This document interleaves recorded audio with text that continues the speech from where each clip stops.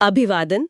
आज हमारे सामने जो स्रोत हैं वो बीपीएससी टीआरई 4.0 परीक्षा की तैयारी से जुड़े हैं और इनका फोकस है फाइन आर्ट्स यानी ललित कला। जी। तो चलिए आज एक आर्किटेक्चरल जासूस की तरह भारत की यात्रा पर निकलते हैं। बहुत बढ़िया। हमारा मिशन ये है कि सिर्फ कुछ मुख्य सुरागों की मदद से किसी भी प्राचीन मंदिर की शैली को पहचानना। बिल्कुल। ये सिर्फ पत्थर की इमारतें नहीं हैं, ये अपने समय की कहानियां हैं और हमें उन कहानियों को पढ़ना सीखना है। बिल्कुल। और ये जो स्रोत हमारे पास हैं, ये एनसीईआरटी के सिलेबस पर आधारित हैं। तो ये हमारे लिए एक भरोसेमंद नक्शे की तरह है। सही है। आज का अपना मिशन ये है कि हम सिर्फ इन शैलियों के नाम न रटें, बल्कि उनके पीछे की सोच को समझें। नागर, द्रविड़, वेसर, ये सिर्फ 3 शब्द नहीं है, ये आर्किटेक्चर की 3 अलग-अलग भाषाएं हैं। हमारा काम इन भाषाओं को डिकोड करना है, ताकि परीक्षा में कोई भी सवाल घुमा फिरा कर पूछा जाए तो हम उसके लिए तैयार रहें। कुछ जासूसी शुरू करते हैं। हमारा पहला पड़ाव है उत्तर भारत। चलिए। मान लीजिए हम किसी पुराने मंदिर के सामने खड़े हैं, तो वो पहला बड़ा सुराग क्या होगा जिसे देखकर मैं कहूँ, अरे ये तो नागर शैली का मंदिर लगता है। सबसे पहला और सबसे साफ सुराग है मंदिर का टावर, जिसे उत्तर भारत में शिखर कहते हैं। शिखर? हाँ, नागर शैली की पहचान है इसका घुमावदार शिखर या कर्विलिनियस स्पायर। अब इसे रटने की जरूरत नहीं है, बस एक भुट्टे की कल्पना कीजिए। भुट्टा मतलब कॉर्न कॉब? हाँ, कॉर्न कॉब। जैसे भुट्टा नीचे से चौड़ा होकर ऊपर की ओर जाते हुए एक एक प्लावदार कर्व में पतला होता जाता है, ठीक वैसी ही बनावट नागर शिखर की होती है। ये सीधा पिरामिड जैसा नहीं होता, इसमें एक ग्रेसफुल वक्र होता है। भुट्टा, ये तो कमाल की एनालॉजी है। अब ये हमेशा याद रहेगा। लेकिन सवाल ये उठता है कि उन्होंने ऐसा डिजाइन चुना क्यों? क्या इसके पीछे कोई गहरा मतलब था? सिर्फ खूबसूरत दिखने के लिए तो इतनी मेहनत नहीं की होगी। आपने बिल्कुल सही नस पकड़ी है। इन स्रोतों में भी इसका संकेत है। कई विशेषज्ञ मानते हैं कि यह डिजाइन सिर्फ एक वास्तुशिल्प पसंद नहीं थी। अच्छा। यह उत्तर भारत के पहाड़ी परिदृश्य, खासकर हिमालय की चोटियों का एक प्रतीकात्मक चित्रण था। अरे वाह। मंदिर को ही देवताओं का घर यानी एक कृत्रिम पर्वत, कैलाश पर्वत बनाने की कोशिश थी। जब आप शिखर को देखते हैं तो आपको महसूस होता है कि वो आसमान की ओर उठ रहा है, धरती और स्वर्ग को जोड़ रहा है। और इसका बेस ज्यादातर चौकोर यानी स्क्वायर शेप्ड होता है, जो स्थिरता का प्रतीक है। वाह, मतलब आर्किटेक्चर सिर्फ ईंट और पत्थर का खेल नहीं, बल्कि फिलॉसफी और सिंबलिज्म का भी संगम है। बिल्कुल। अब इसे असल दुनिया में देखने के लिए क्या स्रोतों में कुछ मशहूर उदाहरण दिए गए हैं जहां हम इस भुट्टे वाले शिखर को देख सकते हैं? हाँ, और बहुत शानदार उदाहरण दिए गए हैं। स्रोत खजुराहो के कंदरिया महादेव मंदिर। अच्छा, खजुराहो। और भुवनेश्वर के लिंगराज मंदिर का खासतौर पर जिक्र करते हैं। कंदरिया महादेव मंदिर तो और भी दिलचस्प है। वो कैसे? उसका मुख्य शिखर अकेले नहीं खड़ा है, उसके चारों ओर कई छोटे छोटे शिखर हैं जिन्हें उरुश्रृंग कहते हैं। उरुश्रृंग? हाँ, दूर से देखने पर ऐसा लगता है मानो एक बड़ी पर्वत चोटी को कई छोटी चोटियां घेरे हुए हैं। ये उस पर्वत वाली बात को और भी पुख्ता करता है। और इन स्रोतों में एक और दिलचस्प बात निकल कर आती है कि नागर शैली के भी उप प्रकार हैं, जैसे ओडिशा शैली, खजुराहो शैली। जी। तो ये ऐसा है जैसे एक ही भाषा की अलग-अलग बोलियां या रीजनल एक्सेंट्स होते हैं। बिल्कुल सही एनालॉजी है। ये दिखाता है कि कला कितनी ऑर्गेनिक होती है। उड़ीसा शैली में शिखर लगभग सीधा ऊपर जाता है और फिर अचानक तेजी से अंदर की ओर मुड़ जाता है। अच्छा। जबकि खजुराहो में, जैसा हमने अभी बात की, एक मुख्य शिखर के साथ कई छोटे शिखर होते हैं जो उसे भव्यता देते हैं। यह विविधता दिखाती है कि कैसे स्थानीय कलाकारों, राजाओं और उपलब्ध मटेरियल ने एक बड़ी शैली को अपनी एक अलग पहचान दी। ठीक है, तो उत्तर के पहाड़ों से प्रेरित शिखर की कहानी तो समझ आ गई। अब अपनी जासूसी यात्रा को दक्षिण भारत की ओर ले चलते हैं। जरूर। जब हम दक्षिण पहुंचते हैं तो क्या कहानी पूरी तरह बदल जाती है? द्रविड़ शैली का मुख्य सुराग क्या है? कहानी मतलब पूरी तरह बदल जाती है। यहाँ आपको नागर का घुमावदार भुट्टा नहीं मिलेगा। द्रविड़ शैली की पहचान है इसका पिरामिड नुमा विमान। विमान? हाँ, यहाँ टावर को शिखर नहीं, विमान कहते हैं। और इसे याद रखने का सबसे आसान तरीका है एक वेडिंग केक की कल्पना करना। Wedding cake? हाँ, जैसे केक में एक के ऊपर एक मंजिलें रखी होती हैं और हर ऊपर वाली मंजिल नीचे वाली से थोड़ी छोटी होती है, ठीक वैसे ही द्रविड़ विमान स्टेप बाय स्टेप, मंजिल दर मंजिल ऊपर की ओर छोटा होता जाता है। अच्छा। इसमें नागर जैसी कर्वीनेस नहीं, बल्कि एक साफ सुथरी ज्योमेट्रिक प्रोग्रेशन होती है। भुट्टा और वेडिंग केक, अब तो कोई इन दोनों में कंफ्यूज हो ही नहीं सकता। बिल्कुल। लेकिन इन स्रोतों में एक और शब्द बार बार आ रहा है, गोपुरम। और एक जगह लिखा है कि गोपुरम अक्सर मुख्य मंदिर के विमान से भी ऊंचा होता था। एक मिनट, मतलब मंदिर का एंट्री गेट मंदिर की मेन बिल्डिंग से भी भव्य और ऊंचा। ये तो बड़ा अजीब है। क्या इससे मंदिर के मुख्य देवता का महत्व कम नहीं हो जाता? ये सवाल बहुत अच्छा है, क्योंकि ये द्रविड़ वास्तुकला के दिल तक ले जाता है। गोपुरम यानी विशाल अलंकृत प्रवेश द्वार। ठीक है। शुरू में छोटे होते थे, लेकिन समय के साथ खासकर चोल और विजयनगर साम्राज्य के दौर में राजाओं के बीच अपनी शक्ति, धन और भक्ति का प्रदर्शन करने की एक होड़ सी लग गई। अच्छा। मंदिर का गर्भगृह तो पवित्र और छोटा ही रहता था, लेकिन राजा मंदिर के चारों ओर एक नई और ज्यादा ऊंची दीवार बनवाता और उसमें पहले से भी ज्यादा भव्य गोपुरम बनवा देता। अच्छा। तो दूर से जो आपको सबसे ऊंची चीज दिखती वो गोपुरम होता, जो उस राजा की निशानी होता। ये एक तरह का पब्लिक स्टेटमेंट था। अच्छा, तो ये शक्ति प्रदर्शन का एक तरीका था। ये तो बहुत दिलचस्प पहलू है।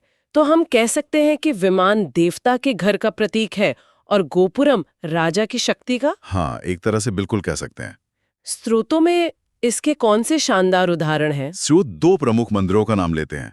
एक तंजौर का बृहदेश्वर मंदिर, जिसे महान चोल राजा राजराज प्रथम ने बनवाया था। बृहदेश्वर मंदिर। जी, इसका विमान बहुत विशाल और प्रभावशाली है, जो उस दौर की इंजीनियरिंग का एक चमत्कार है। और दूसरा मदुरई का मीनाक्षी मंदिर, जो अपने गोपुरमों के लिए विश्व प्रसिद्ध है।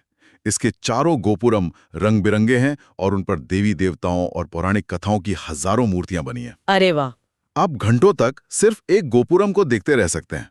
स्रोतों में ये सलाह साफ तौर पर दी गई है कि परीक्षा के लिए चोल और विजयनगर काल के उदाहरणों पर खास ध्यान दिया जाए। तो हमने उत्तर का भुट्टा देख लिया और दक्षिण का केक भी, लेकिन भारत के दिल में यानी मध्य भारत और दक्कन में, जहां ये दोनों महान संस्कृतियां आकर मिलती थीं, वहां क्या हुआ? क्या उन्होंने किसी एक को चुना या कुछ बिल्कुल नया बना दिया? यहीं से वेसर शैली की कहानी शुरू होती होगी, है ना? बिल्कुल, और यहीं आकर हमारी जासूसी और भी रोमांचक हो जाती है। वेसर शैली, जो खासकर कर्नाटक के चालुक्य और होयसल राजाओं के समय में फली फूली। अच्छा, कर्नाटक में? हाँ, ये इन दोनों का एक खूबसूरत मिश्रण है। इसे हाइब्रिड या चालुक्य शैली भी कहते हैं। ये उन कलाकारों की रचनात्मकता का सबूत है जिन्होंने उत्तर और दक्षिण दोनों की परंपराओं से प्रेरणा ली और उन्हें मिलाकर एक नई भाषा गढ़ दी। तो ये एक तरह की खिचड़ी आर्किटेक्चर थी। हाँ। लेकिन एक बहुत ही कलात्मक खिचड़ी। मैं ये समझने की कोशिश कर रही हूँ कि ये मिश्रण असल में दिखता कैसा है। क्या उन्होंने मंदिर का आधा हिस्सा नागर में और आधा द्रविड़ में बनाया? मरे ये इतना सीधा नहीं है, बल्कि ये तत्वों का एक बहुत ही इंटेलिजेंट फ्यूजन है। अच्छा।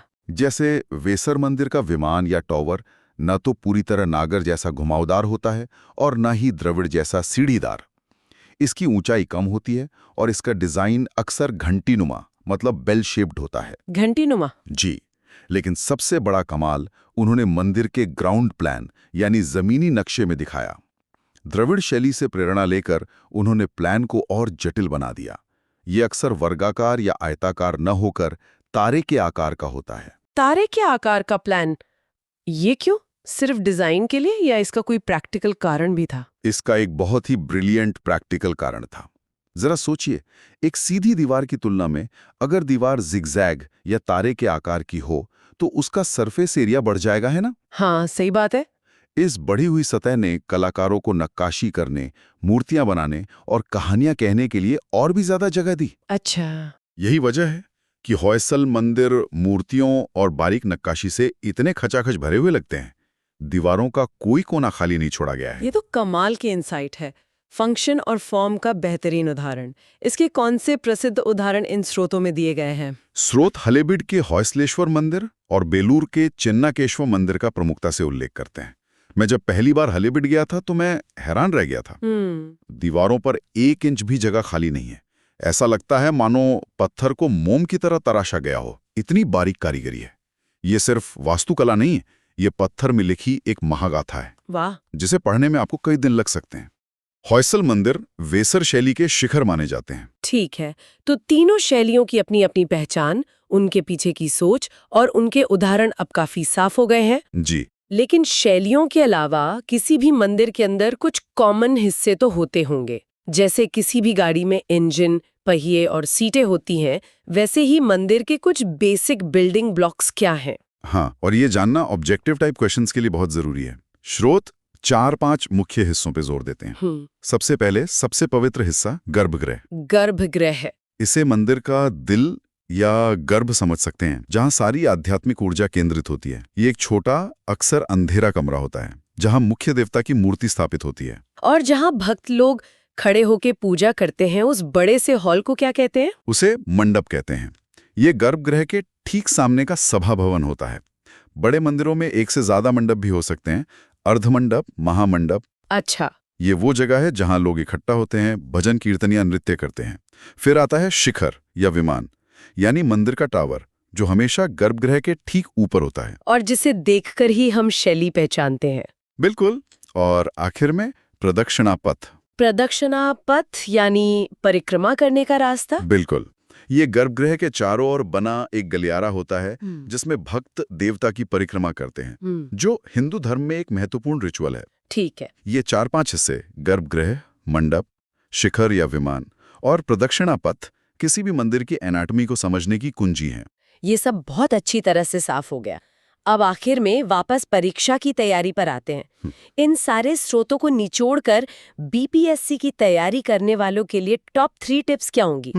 किन बातों पर उन्हें सबसे ज्यादा फोकस करना चाहिए? इन स्रोतों से 3 बहुत ही ठोस बातें निकल कर आती हैं। पहला, रटने की जगह विजुअल एसोसिएशन पर ध्यान दें। Visual association? हाँ, नागर का भुट्टा, द्रविड़ का केक और वेसर का स्टार शेप प्लान, ये मेंटल इमेजेस बनाएं। हर शैली की 1-2 मुख्य विशेषताएं और उसका भौगोलिक क्षेत्र, उत्तर, दक्षिण या मध्य, ये याद रखें। ठीक है। दूसरा, पिछले वर्षों के प्रश्नपत्र यानी PYQs को एनालाइज करें।